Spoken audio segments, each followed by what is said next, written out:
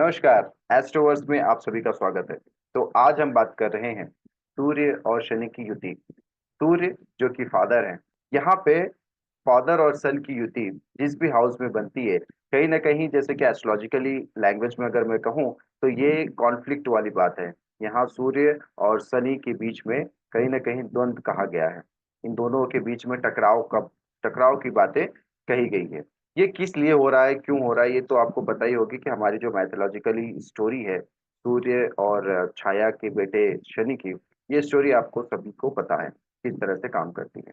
लेकिन अगर आप देखोगे मैथोलॉजिकली पॉइंट ऑफ व्यू से तो और एक स्टोरी आपको समझ में आएगी।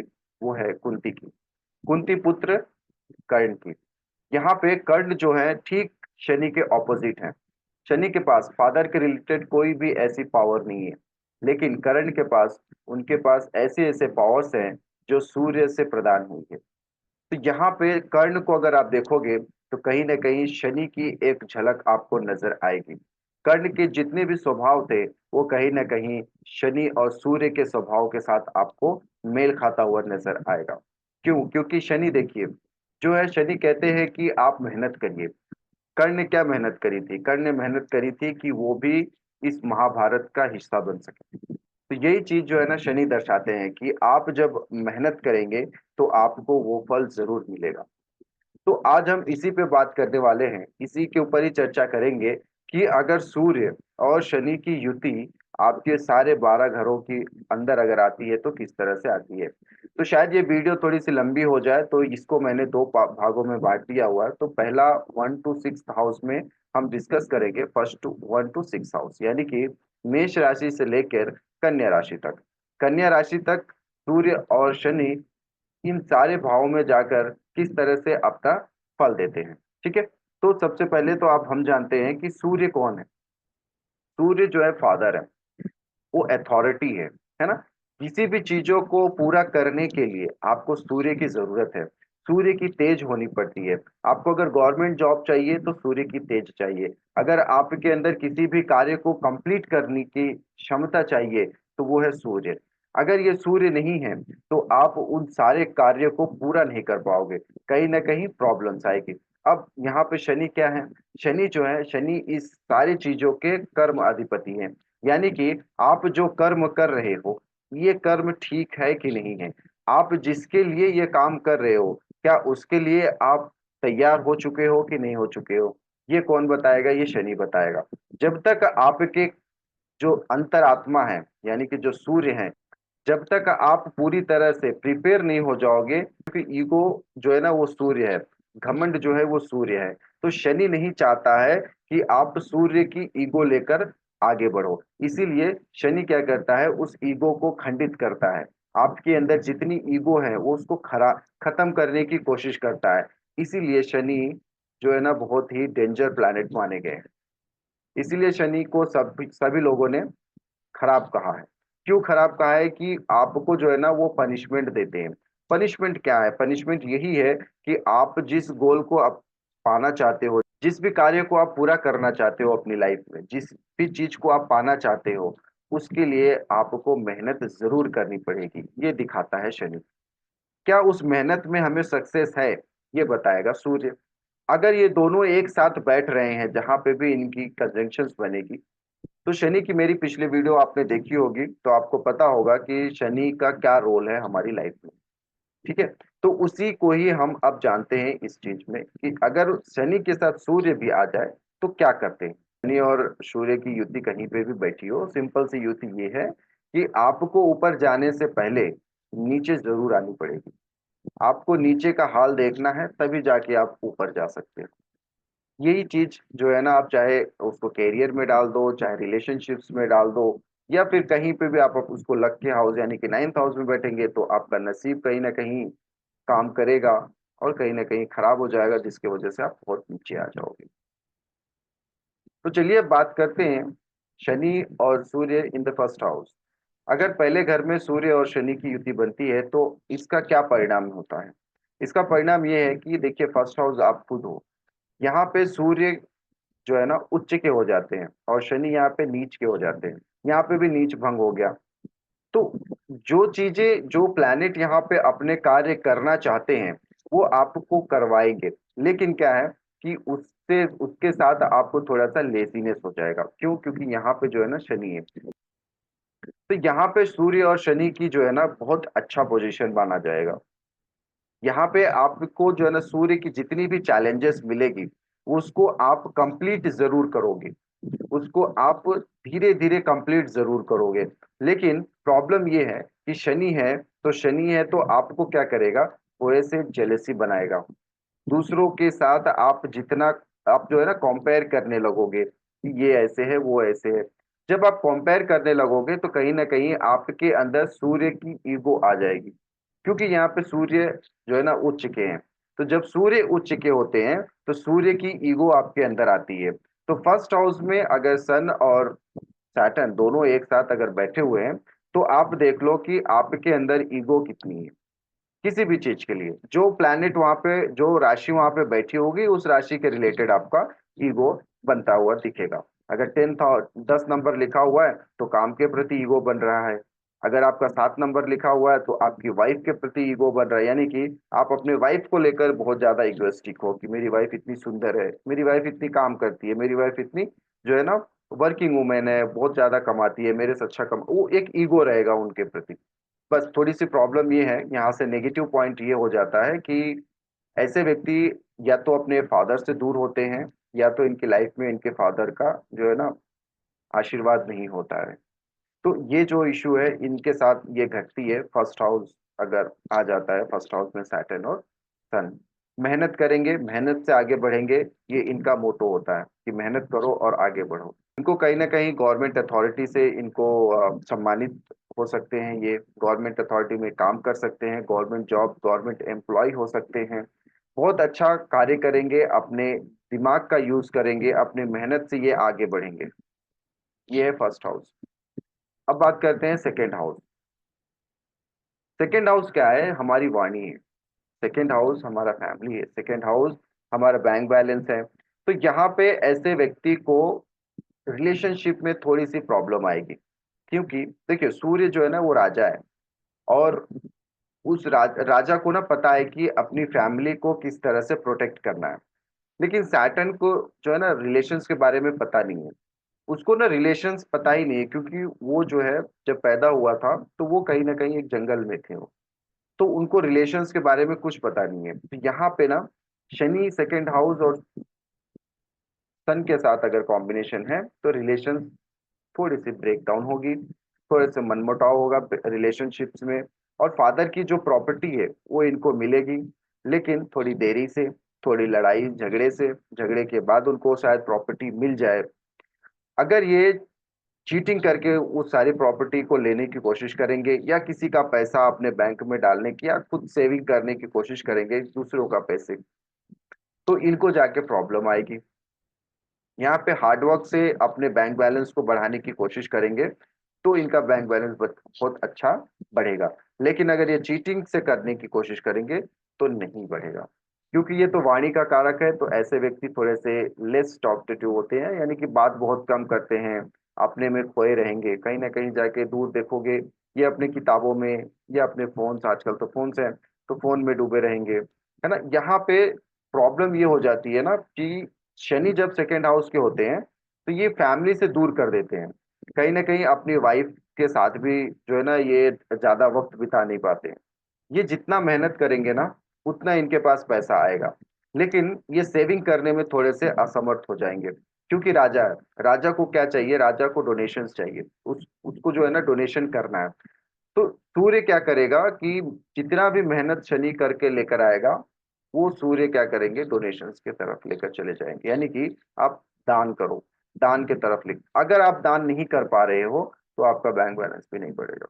अब थर्ड हाउस देखिए क्या है। थर्ड हाउस है हमारी इंटेलेक्चुअल्स का है। हम किस तरह से कम्युनिकेट करते हैं एक दूसरे के साथ, किस तरह से हम दूसरों से अपने प्रॉब्लम्स को शेयर करते हैं। हमारा टैलेंट है, हमारे दो हाथ है, हम इन दोनों हाथों से किस तरह से अपने आप को एक्सप्रेस कर पाते हैं। यानी कि चाहे वो राइटिंग हो, जो राइटर्स हैं अपने आप को एक्सप्रेस करते हैं, जो आर्टिस्ट हैं वो अपने पेंटिंग के द्वारा या किसी भी अन्य तरीके से वो अपने आप को एक्सप्रेस करते हैं, या तो स्पोर्ट्स पर्सन हो सकते हैं, स्पोर्ट्स पर्सन भी इसी तरह से काम करते हैं। तो ये थर्ड हाउस जो है ना वो ट्रैवलिंग भी है। तो थर्ड हाउस के लोग अगर सैटर्न और सूर्य यहाँ पे आता है तो ऐसे व्यक्ति काम के सिलसिले में ये बहुत ज्यादा ट्रैवल करेंगे। ये हमेशा एक जो है ना एक स्टेट से दूसरे स्टेट जाएंगे, या कहीं ना कहीं इनकी जो ऑफिस होगी वो बहुत डिस्टेंस में होगी इनके घर से। थर्ड हाउस हमारा करेज है, हमारी फाइटिंग है। तो फाइटिंग अब यहाँ पे कहाँ पे होगी? फाइटिंग होगी आपके नेबर के साथ। या तो आपका रिलेशनशिप बहुत अच्छा होगा नेबर के साथ, ये डिपेंड्स करता है कि और कोई प्लैनेट्स की इन्फ्लुएंस है या कौन सी राशि पे बैठा हुआ है। या तो आपके नेबर्स के साथ बहुत अच्छी रिलेशनशिप बनेगी, या तो फिर ऐसे लोग होंगे आपके नेबर्स में जो ऑलरेडी बहुत अच्छे जो है ना एडमिनिस्ट्रेटिव फील्ड्स में हैं। यानी कि पुलिस में हो सकते हैं, आईएएस ऑफिसर्स हो सकते हैं, बहुत अच्छे अच्छे गवर्नमेंट एम्प्लॉय हो सकते हैं आपके आस पड़ोस के लोग। ऐसे व्यक्ति को प्रॉब्लम इनकी जो है ना प्रॉब्लम ये हो जाती है कि इनको समझ में नहीं आता है कि ये अपने आइडियाज को किस तरह से जो है ना रियलिस्टिक वर्ल्ड में लेकर आए। जैसे कि एक राइटर की बात कर लूं मैं, तो राइटर बहुत सारे उसके दिमाग में ना घूमते रहता है कि मैं किस तरह से काम करूं, ये है मेरे आइडिया है, ये मेरी ये है। लेकिन वो जो है ना उसको रियल में नहीं लेके आ पाते हैं, यानी कि वो पेपर पे नहीं उतार पाते हैं। ये इनकी सबसे थोड़ी सी प्रॉब्लम हो जाती है क्योंकि शनि है। फोर्थ हाउस हमारी सुख सुविधाओं का है, हमारी लग्जरीज का है, हमारे माता का है। तो यहाँ पे सबसे ज्यादा प्रॉब्लम क्या क्रिएट करेगा? क्योंकि यहाँ पे जो है ना मदर के ऊपर इफेक्ट करेगी। मदर के अंदर जो है ना एक एग्रेसिव नेचर आ जाएगा। वो हमेशा गुस्से में रहेंगे। दूसरों से बात करना भी हो ना तो उनका टोन ही इस तरह का हो जाएगा कि ऐसा लगेगा कि ये डांट रही हैं। तो ये जो प्रॉब्लम है ना कहीं सन और सैटर्न के बीच में है। तो मदर के वजह से जो है ना फादर को प्रॉब्लम्स क्रिएट हो जाती है कि इनकी मदर का जो है ना डेथ जो है वो पहले भी हो जाए, या ये जैसे ही पैदा हो उनका मदर का डेथ हो जाए, या फिर इनके 6 साल के अंदर अंदर इनकी मदर की अर्ली डेथ हो जाती है, जिसका भी सन और Saturn in the fourth house combination बनता है। उसी हिसाब से अगर मैं थर्ड हाउस की भी बात करूं तो थर्ड हाउस में भी सैटर्न और शनि की जो युति बनती है तो वो सिबलिंग्स को प्रॉब्लम करती है। इनका इनका जन्म होते ही, ऐसे व्यक्तियों का जन्म होते ही सिबलिंग्स को भी प्रॉब्लम आ जाती है।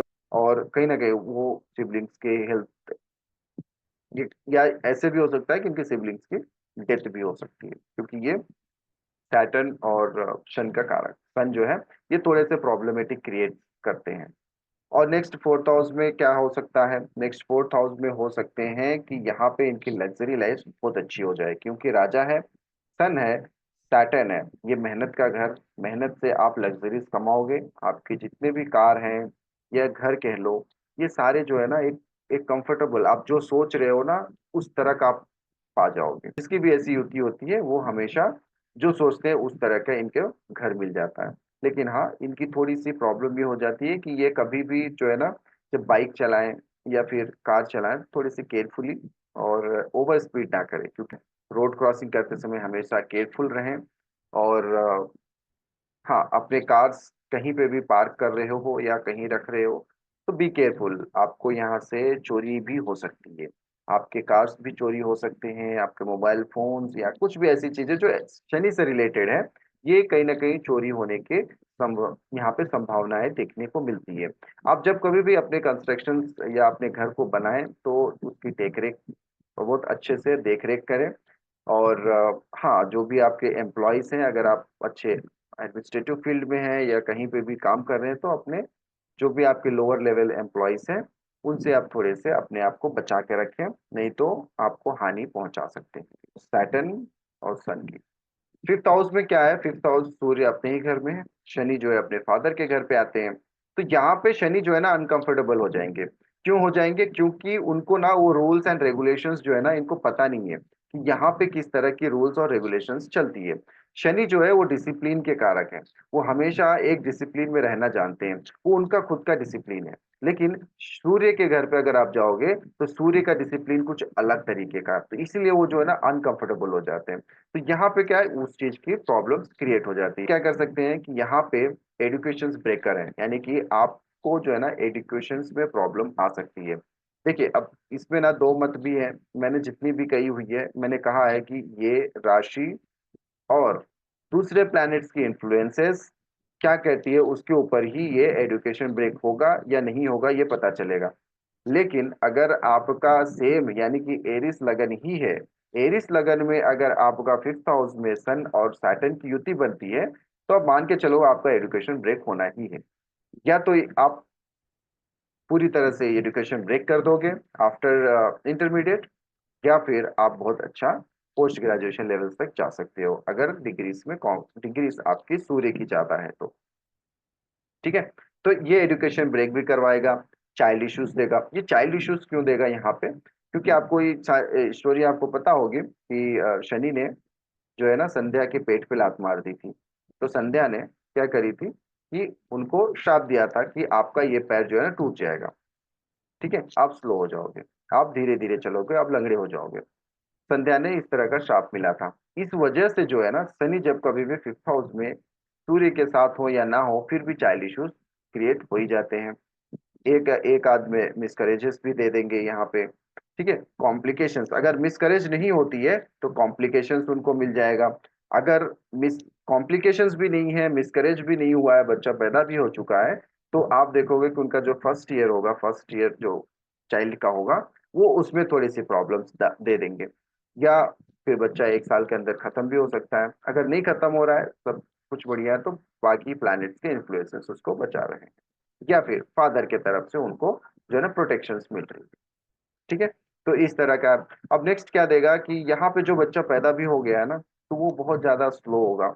वो उसको ग्रैस्प करने की पावर जो है ना बहुत कम होगी। या किसी भी कुंडली में सन और सैटर्न की जो होती है ना, कहीं पे भी कोई भी हाउस में बैठे ना, उस हाउस में आप लेजी हो ही जाओगे। आप ना चाहते हुए भी आप लेजी बन जाओगे। अगर आप सूर्य की डिसिप्लिन यानी कि सूर्य के साथ उगते हो और सूर्य के साथ सोते हो, तो अब देखो आपका जो है ना ये सैटर्न भी आपका सपोर्टिव बन जाएगा। जो लोअर बॉडी होगी ना, वो लोअर बॉडी उतनी अट्रैक्टिव नहीं होगी जितनी कि उसकी अपर बॉडी अट्रैक्टिव होती है।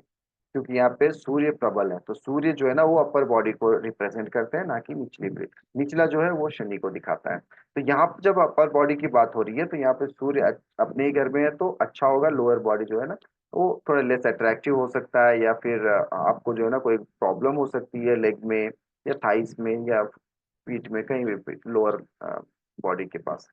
और ये देगा आपको जो है ना गैल ब्लैडर स्टोन्स भी दे सकता है, कि कहीं ना कहीं आपके गैल ब्लैडर में स्टोन्स भी होने के चांसेस दिखाते हैं। और ये आपको अब्रॉड भी ले जा सकता है, क्योंकि फिफ्थ हाउस है तो स्टडी के रिलेटेड आप अब्रॉड जा सकते हो। सैटर्न हमेशा अब्रॉड लेकर जाने की कोशिश करता है। सैटर्न हमेशा आप जहां पे पैदा हुए हो ना, वहां से आपको दूर लेके जाएगा। क्यों? क्योंकि सैटर्न जो है ना, देखो जब वो पैदा भी हुआ था तो वो अपने घर पे नहीं थे। वो कहाँ पे थे? वो जंगल में थे। इसीलिए सैटर्न जहां पे भी जिस भी हाउस में बैठेंगे ना, जिसके साथ भी बैठेंगे, उस हाउस में वो उनसे अलग करने की कोशिश करेंगे। अब यहाँ पे सन यानी कि फादर है, और क्या कर रहा है सैटर्न? क्या कर रहे हैं? आपको आपके फादर से दूर कर रहे हैं। अगर वो मान लीजिए कि मैं बोलता हूँ गुरु के साथ बैठे या जुपिटर के साथ बैठ रहा है, तो आपके गुरु के साथ आपकी नहीं बनेगी। आप कहीं ना कहीं गुरु के अगेंस्ट रहोगे हमेशा। तो सैटर्न जिसके साथ भी बैठेगा उसके साथ उसकी जो है ना, उसकी जो रिलेशनशिप है वो कहीं ना कहीं प्रॉब्लम्स में दिखेगी। यहाँ पे फादर के साथ इनकी रिलेशनशिप खराब है, तो क्या इनकी दोनों की कॉम्बिनेशन अच्छी नहीं है? नहीं, बहुत अच्छी है। बट ये है कि इसको हमको समझना पड़ेगा कि ये किस तरह से काम करते हैं। आप या तो अब्रॉड चले जाओ, या आप जहाँ पे भी हो वहाँ वहां से अपने बर्थ प्लेस से दूर चले जाओ। ठीक है। और ऐसे व्यक्ति जो है ना बहुत अच्छे गवर्नमेंट एम्प्लॉय हो सकते हैं। ये कहीं ना कहीं कमांडर आर्मीज या फिर अलग अलग तरीके के जगहों पे, जहाँ पे भी ऐसे ऑर्डर्स लेने की जो होती है ना, ऑर्डर्स देने वाली चीजें, जहाँ पे ये ऑर्डर दे सके, ऐसे फील्ड में ये बहुत अच्छा काम करते हैं। सैटर्न अगर इनके फिफ्थ हाउस में है सूर्य के साथ। अब नेक्स्ट बात करते हैं सिक्स हाउस में। अगर सिक्स हाउस में मान लीजिए आपका सन है, तो यहाँ पे क्या है ना, देखो सिक्स हाउस क्या है? सर्विस है। यहाँ पे सैटर्न जो है ना सर्विस के कारक है। यानी कि शनि यहाँ पे क्या कर रहे हैं कि आप जो सर्विस कर रहे हो उसमें कितना हार्डवर्क है, ये सैटर्न। तो यहाँ पे आते ही आप क्या हो जाओगे? आप हार्ड वर्किंग करना सीख जाओगे। लेकिन यहाँ पे सूर्य का आना, यानी कि जैसे कि मैंने पहले कहा था कि फिफ्थ हाउस में क्या हुआ कि एक लेबर या एक सर्वेंट वो राजा के घर जाता है, और सिक्स हाउस ठीक उसकी ऑपोजिट है। यानी कि यहाँ पे राजा जो है सर्वेंट के घर पे आया हुआ है। तो यहाँ पे प्रॉब्लम हो जाएगी आपके ईगो हर्ट होने की। यानी कि आप जितना भी मेहनत करोगे, जितना भी आप ऑफिस के तरफ से जितनी भी आप एफर्ट लगा लो, 100 से 150% एफर्ट लगा लो, आपको जो है ना रिकॉग्नाइजेशन मिलने से रही, वो आपको नहीं मिल पाएगी। आप जितने भी कॉम्पिटिशन आप क्लियर कर लो, कहीं ना कहीं जाके आप वेटिंग लिस्ट में रुक जाओगे। वो जॉब आपको मिलते मिलते रुक जाएगी, सिर्फ एक दो पॉइंट नंबर से आप जो है ना उसको छोड़ दोगे।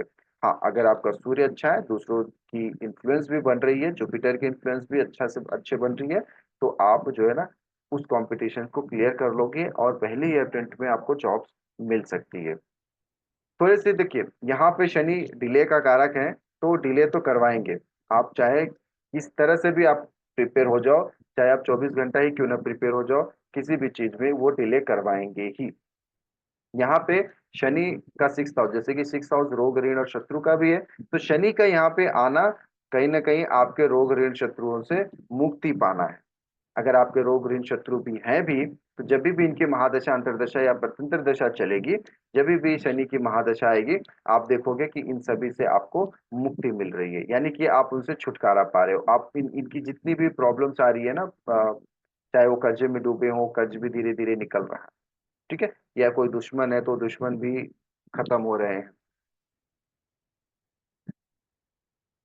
ऐसे व्यक्तियों को हमेशा केयरफुल रहना पड़ता है, किस किस विषयों में, ऐसे विषयों में जहां पे भी गवर्नमेंट के साथ इनकी अगर अनबन है, उसको ये जो है ना खत्म कर ले, वहीं पर ही सॉरी बोलकर चले आए। गवर्नमेंट एम्प्लॉय से कभी भी इनको जो है ना लड़नी नहीं है।